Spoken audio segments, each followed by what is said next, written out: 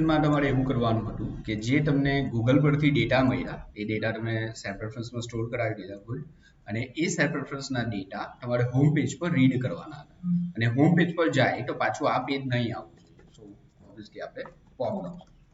કે આ પેજ ફરીથી તમારું ડિસ્પ્લે ના થવું જોઈએ હોમ પેજ પર ગયા હોમ પેજ પર ગેટ ડેટા તમે કર્યું પ્રેફરન્સમાંથી વેલ્યુ રીડ કરી ગુડ બટ વેલ્યુ તમે કશે સ્ટોર નથી કરાવી સી સેપ રેફરન્સમાં સ્ટોર થઈ ગઈ હવે આ પેજ પર શું કરવાનું છે સેપ રેફરન્સમાંથી રીડ કરવાની હતી હવે તમે રીડ તો કરી બટ આટલે તો કશે સ્ટોર કરાવવી પડશે ઓકે તો આપણે વેરિયેબલ લઈ લઈએ નેમ ઈમેલ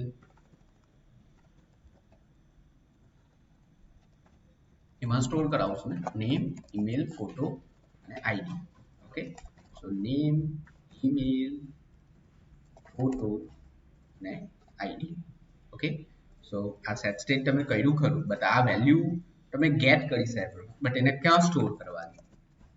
આટલી ખાલી મિસ્ટેક હતી ઓકે એટલે સ્ટોર ક્યાં કરવાની એ આની અંદર સ્ટોર કરવાની છે એ સેટ સ્ટેટ લખેલું છે એટલે આખા પેજમાં એક હશે પણ ડિસ્પ્લે કરાવી શકો તમે બરાબર તો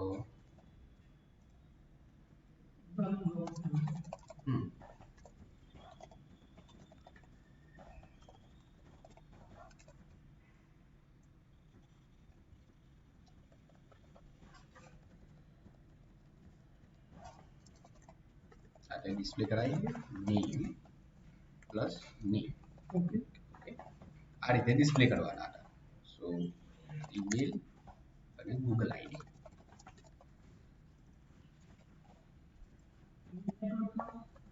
ઈમેલ નેટવર્ક માટે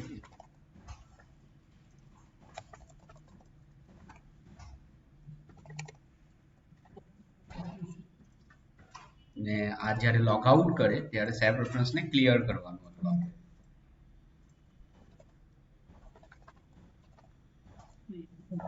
ક્લિયર કરીને આ પોપ કરી નાખ્યું બરાબર અને નેક્સ્ટ થિંગ ગૂગલમાંથી પણ લોગ આઉટ કરવાનું હતું તો Google sign in dot sign out ગૂગલનું એક ફંક્શન છે કે ગૂગલમાંથી તમારું લોગ આઉટ થઈ જાય ઓકે જોઈએ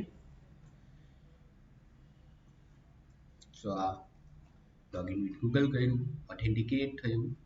નેક્સ્ટ પેજ પર આવી ગયા ઓકે નેક્સ્ટ પેજ પર ડેટા ડિસ્પ્લે થઈ ગયા લોગ આઉટ કરી નાખ્યું લોગ આઉટ કરીને હા આ પોપ કર્યું તો આપણે પાછા ઓથેન્ટિકેશન વાળા પેજ પર જવું તો પડશે ને કેમ કે તમે ખાલી આટલે શું કરતા હતા કે જ્યારે ગયા પેલા પેજ પર ગયા ત્યારે આ પેજ તો બહાર કાઢ નાખ્યું હતું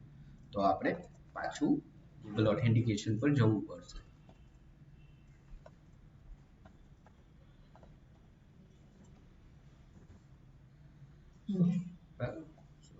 લોગિન કર્યું લોગ આઉટ કરેલું હતું એટલે પાછું બધું પૂછ્યું એટલે આવી લોગ આઉટ કર્યું પાછું લોગિન કરીએ તો પાછું પૂછ્યું આ લાવ આપ્યું ને નાની પર હવે હું નેક્સ્ટ ટાઈમ ધારો કે એપ ઓપન કરું તો ઓબ્વિયસલી લોગિન પેજ નહીં આવવું જોઈએ ઓકે તો અત્યારે લોગિન આવે છે તો શું કરશું ચેક લોગિન એની સ્ટેટ ચેક લોગિન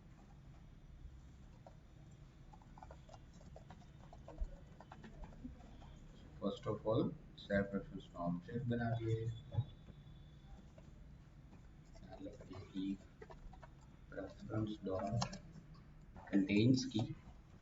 કોઈ પણ ચેક કરી લઈએ કે આ ફૂલ નેમ છે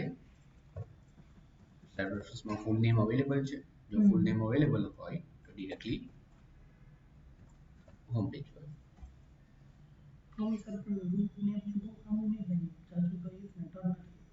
હા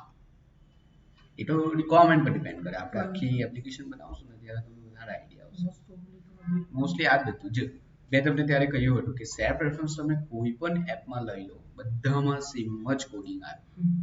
અત્યાર સુધીમાં આપણે જેટલા પણ ડેમો કર્યા ને બધામાં જ આ વસ્તુ તો આવતી જ હતી ચેક લોગિન ના આ વસ્તુ આવતી હતી સ્ટોર કરવાનું ક્લિયર કરવાનું હા સો આમાં શું કર્યું જ્યારે પેજ લોડ થયું ત્યારે આપણે ડેટા ગેટ કરી દીધા ગેટ કરીને સેટ સ્ટેટ થી આ વેરિયેબલમાં સ્ટોર કરાવી દીધા અને એ વેરિયેબલ આને ડિસ્પ્લે કરાવી દીધા આ કરવાનું હતું ઓકે, ચલો આ પેલા પ્રોબ્લેમ